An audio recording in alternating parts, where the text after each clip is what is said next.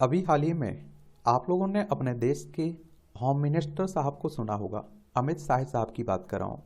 इन्होंने संसद में क्या कहा है कि जो भी आतंकवादी मारा जाएगा उसी जगह पर दफना दिया जाएगा। अमित शाह साहब ने बताया है कि ये फैसला आखिर क्यों लिया गया है। तो इसी पर हम लोग कुछ बातें कर लेते हैं। कुछ बातें आप लोगों के लिए जानने के लिए भी हैं। और आप सभी जानते हैं कि 2019 में जम्मू कश्मीर से 370 और 35 से हटा दिया गया था। और जम्मू कश्मीर से हटने के बाद आप देखिए वो सभी प्रावधान जो बाकी राज्यों में लागू होते हैं ना, वो जम्मू कश्मीर में भी लागू होंगे। दोनों केंद्र शासित प्रदेश हैं, लद्दाख भी और जम्मू कश्मीर भी। जम्मू कश्मीर में आपको दिल्ली की तरह विधानसभा देखने को मिलेगी। कुछ लोगों को परेशानी हुई 370 हटने की, तो आपने देखा होगा वो सर्वोच्च न्यायालय में गए हुए थे और सर्वोच्च न्यायालय ने भी 370 को हटाना सही समझा है। अब वापस नहीं आने वाला है। कुल मिलाकर ये समझिए 11 दिसंबर जम्मू कश्मीर के लिए दूसरी सबसे अहम तारीख है। इससे पहले साल 2019 में 5 अगस्त को अनुच्छेद 370 को रद्द करने का ऐतिहासिक फैसला लिया गया था। सोमवार को सुप्रीम कोर्ट ने इस फैसले पर मुहर लगा दी है। और इसके साथ राज्यसभा में जम्मू कश्मीर पुनर्गठन संशोधन विधेयक 2023 और जम्मू कश्मीर आरक्षण संशोधन भी पास हो गया है। लोकसभा में इन दोनों बिलों को पहले ही पारित किया जा चुका था। संसद में बहस के दौरान गृह मंत्री अमित शाह ने जोर देकर कहा कि आतंकवाद मुक्त एक नए कश्मीर की शुरुआत हो चुकी है। और देखिए एक बात आपको बताऊं, जब कोई प्रस्ताव राज्यसभा लोकसभा में आता है तो उसे आप लोग विधेयक कहते हैं। जब आप देखते हैं कि राज्यसभा लोकसभा से पारित हो जाता है, राष्ट्रपति की सहमति मिल जाती है, वो कानून बन जाता है आपका। इन दोनों विधेयकों को पेश करने के दौरान गृह मंत्री अमित शाह ने जो बातें सदन में कही, उनके कई वीडियो सोशल मीडिया में वायरल हो रहे हैं। इसमें पूर्व प्रधानमंत्री जवाहरलाल नेहरू के जम्मू कश्मीर पर लिए गए फैसलों से जुड़े हैं। अमित शाह ने पंडित नेहरू के फैसलों को बड़ी भूल भी बताया है। और राज्यसभा में चर्चा के दौरान अमित शाह ने भाषण की शुरुआत करते हुए कहा कि आज का दिन जम्मू और कश्मीर भारत के इतिहास में स्वर्णाक्षरों में से अंकित होगा, जब सुप्रीम कोर्ट ने अनुच्छेद 370 को समाप्त करने और जम्मू और कश्मीर के पुनर्गठन की मंशा और प्रक्रिया को संवैधानिक घोषित किया है। और देखिए सुप्रीम कोर्ट की बात करें तो हमारा सर्वोच्च अदालत है। संविधान के अनुच्छेद 124 के तहत इसकी स्थापना की बात की गई है और 28 जनवरी 1950 में इसकी स्थापना हुई थी। और आप देखेंगे कि अमित शाह ने कहा है कि सुप्रीम कोर्ट ने माना कि जम्मू और कश्मीर के पास कभी आंतरिक संप्रभुता नहीं थी। और आप देखेंगे अनुच्छेद 370 एक अस्थायी प्रावधान था। किसी को यह अधिकार नहीं है कि अपना बड़ा हृदय दिखाने के लिए देश के एक हिस्से को जाने दें। हम तो एक एक इंच जमीन के लिए लड़ेंगे। धारा 370 को परमानेंट कहने वाले लोग देश के संविधान और संविधान सभा का अपमान कर रहे हैं। अब कश्मीर से विस्थापित हुए लोग कश्मीर में चुनाव भी लड़ सकते हैं और मंत्री भी बन सकते हैं। अमित शाह ने बताया नेहरू की भूल किसे, तो अमित शाह ने कहा कि हमारी सेना जीत रही थी, दुश्मन सेना पीछे हट रही थी। उस वक्त अगर नेहरू जी 2 दिन और रुक जाते तो सीज फायर नहीं करते तो आज पूरा कश्मीर हमारा होता। 550 से ज़्यादा रियासतों का भारत में विलय हुआ, कहीं भी धारा 370 नहीं लगी। सिर्फ जम्मू कश्मीर नेहरू जी देख रहे थे तो वहीं क्यों लगी। एक बात और आपको बता दूं, अब बहुत सारे आप लोग बचाते भी रहते हैं नेहरू को। वो कहते हैं कि उस समय परिस्थिति ही इस तरह की बनी हुई थी। अमित शाह ने कहा कि 3 परिवारों ने अपने फायदे के कारण पीछे हट रही उस वक्त अगर नेहरू पीछे हट रही थी उस वक्त अगर नेहरू जी 2 दिन और रुक जाते तो आप देखिए सीज फायर नहीं करते तो आज पूरा कश्मीर हमारा होता। 550 से ज़्यादा रियासतों का भारत में विलय हुआ और वो कह रहे हैं कि कहीं नहीं लगी।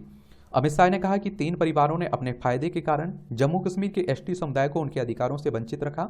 जम्मू और कश्मीर में 42,000 लोग मारे गए। कितने? 42,000, क्योंकि धारा 370 अलगाववाद को बल देती थी और इसके कारण वहां आतंकवाद खड़ा होता था। और जम्मू कश्मीर में डिलीमिटेशन से कहाँ कितनी सीटें बढ़ी, तो अमित शाह ने बताया कि पहले जम्मू में 37 सीटें थी जो अब आप देखेंगे 43 हो गई हैं। कश्मीर में पहले 46 सीटें थी जो अब 47 हो गई हैं।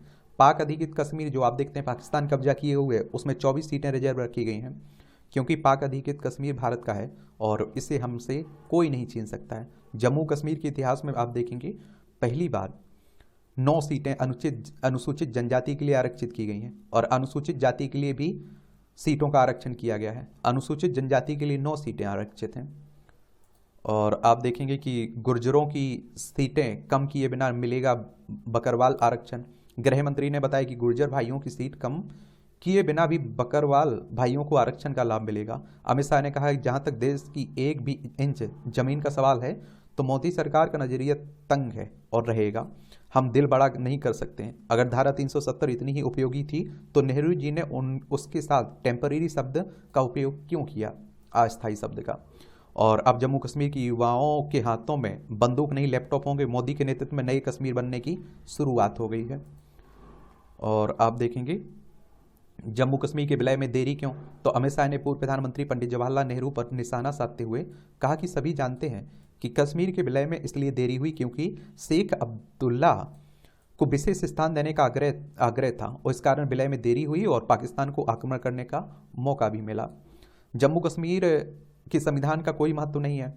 अमित शाह ने कहा कि सर्वोच्च न्यायालय ने यह भी माना कि राज्यपाल शासन और राष्ट्रपति शासन की उद्घोषणा को चुनौती देना ठीक नहीं है और ये पूर्ण रूप से संवैधानिक प्रक्रिया के मुताबिक है। शाह ने कहा कि अनुच्छेद 370(3) के प्रावधानों को संविधान सभा ने ही तय किया और कहा गया कि भारत के माननीय राष्ट्रपति धारा 370 में सुधार कर सकते हैं, इस पर रोक लगा सकते हैं और इसे संविधान से बाहर भी कर सकते हैं। और हमारे होम मिनिस्टर साहब ने सुप्रीम कोर्ट के फैसले का जिक्र करते हुए कहा कि 5 अगस्त 2019 को तत्कालीन राष्ट्रपति जी को अनुच्छेद 370 का संचालन बंद करने का पूर्ण अधिकार है।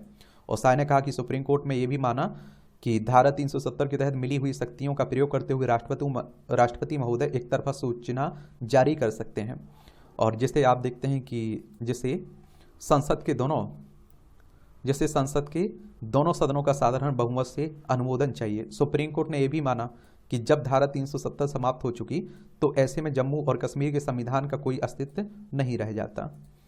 और आप देखिए जम्मू कश्मीर में मारे जा चुके हैं 42,000 लोग। गृह मंत्री अमित शाह ने कहा कि जम्मू और कश्मीर में 42,000 लोग मारे गए हैं क्योंकि धारा 370 अलगाववाद को बल देती थी, इसके कारण वहां आतंकवाद खड़ा होता था। उन्होंने कहा जब समय ये सिद्ध कर दें कि किसी से कोई गलत फैसला हुआ है तो देश में उसे वापस आना चाहिए और इसके लिए अभी भी समय है।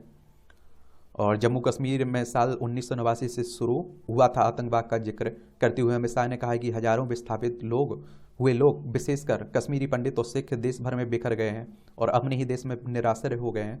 46,631 परिवार कश्मीर से विस्थापित हुए हैं। मोदी सरकार के कई प्रयास से अब तक आप देखेंगे 1,57,967 लोग रजिस्टर्ड हुए। उन्होंने कहा है कि नरेंद्र मोदी सरकार विस्थापितों को न्याय देने के प्रति कटिबद्ध है। ऐसे लोग मतदान भी कर सकेंगे और चुनाव भी लड़ सकेंगे और जम्मू कश्मीर में मंत्री भी बन सकेंगे।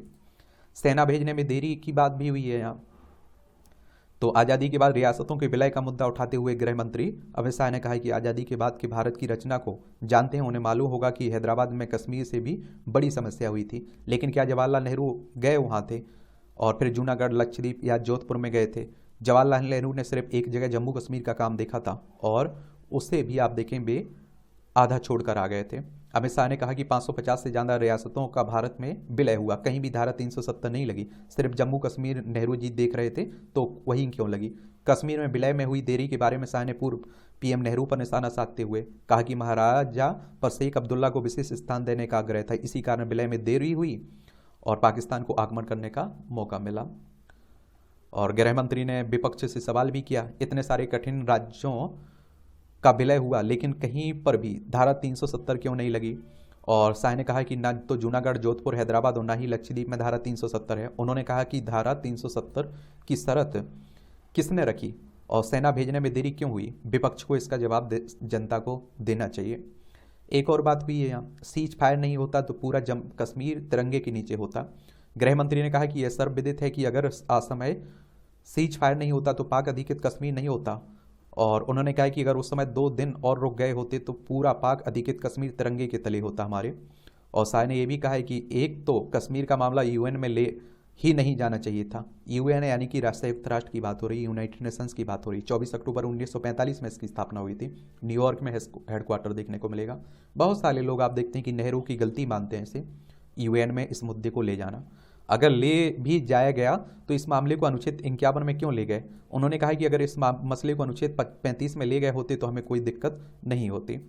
गृह मंत्री ने कहा कि अगर 2 दशक बाद भी ऐसा लगेगा कि धारा 370 को हटाने का फैसला गलत है तो हम स्वीकार करेंगे कि यह हमारा और हमारी सरकार का फैसला है। शाह ने कहा है कि प्रधानमंत्री श्री नरेंद्र मोदी ने यह फैसला लिया है और ना ही मोदी जी इस फैसले से पीछे हट सकते हैं और ना ही कैबिनेट और पार्टी इससे पीछे हट सकती है। उन्होंने कहा कि अहम फैसलों की जिम्मेदारी स्वीकार करनी चाहिए।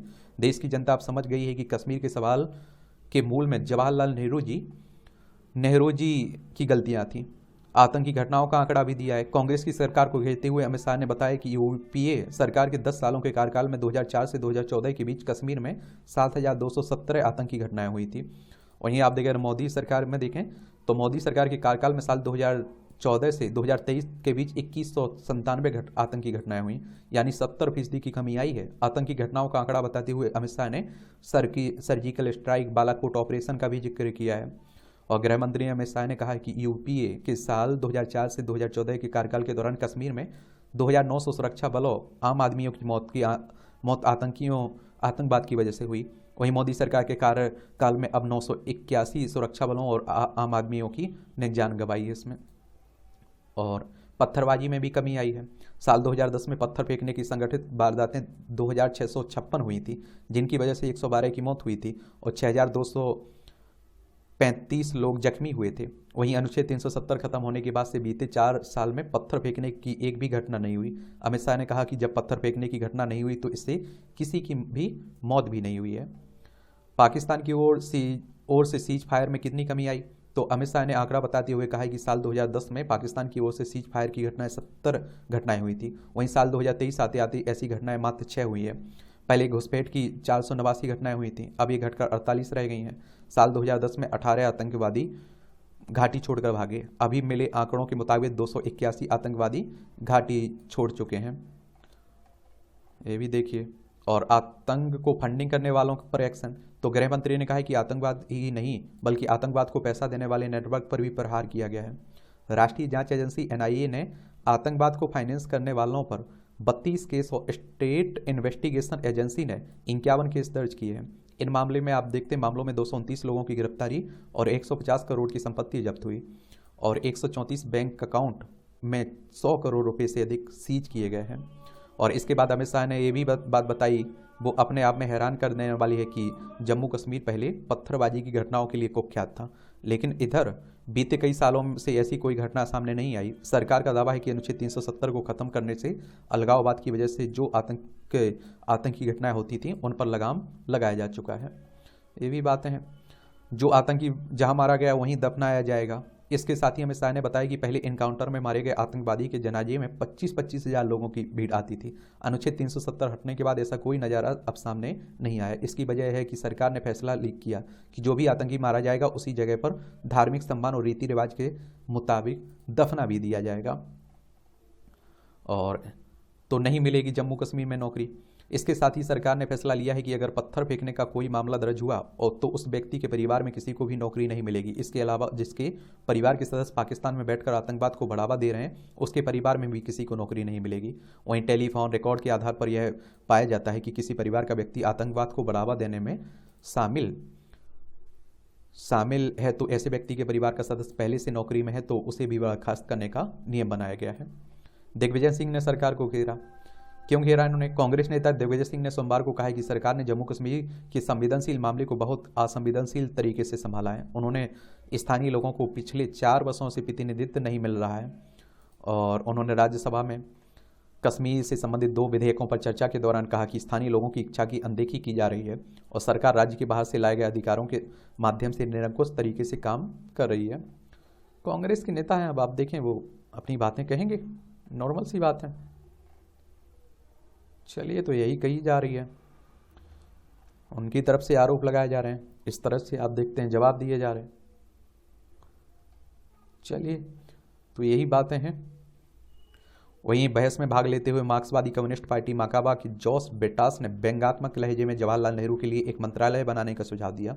इस पर वित्त मंत्री निर्मला सीतारमण ने कहा कि यह अद्भुत विडंबना है कि 1959 में EMS नंबूदरीपाद के नेतृत्व वाली कम्युनिस्ट सरकार को नेहरू ने गिरा दिया था, लेकिन आज उन्हें इससे कोई गुरेज नहीं है। चलिए, और इसका जवाब आप देखिए ब्रिटास ने दिया है। ब्रिटास ने इसलिए उन्हें सजा दी गई, वे यहाँ बैठे हैं। अगर एसआर मुंबई मामले में कोई फैसला नहीं आया होता तो वे ज़्यादातर सरकारें को बर्खास्त कर देते। चलिए, अब तो इतिहास बन चुका है। ये कहा करिएगा कि 370-35 हुआ करता था, है नहीं अब, और ना आने की संभावना है बिल्कुल। अब सुप्रीम कोर्ट ने भी मुहर लगा दी है। बीता हुआ वक्त तो कहिए उसे।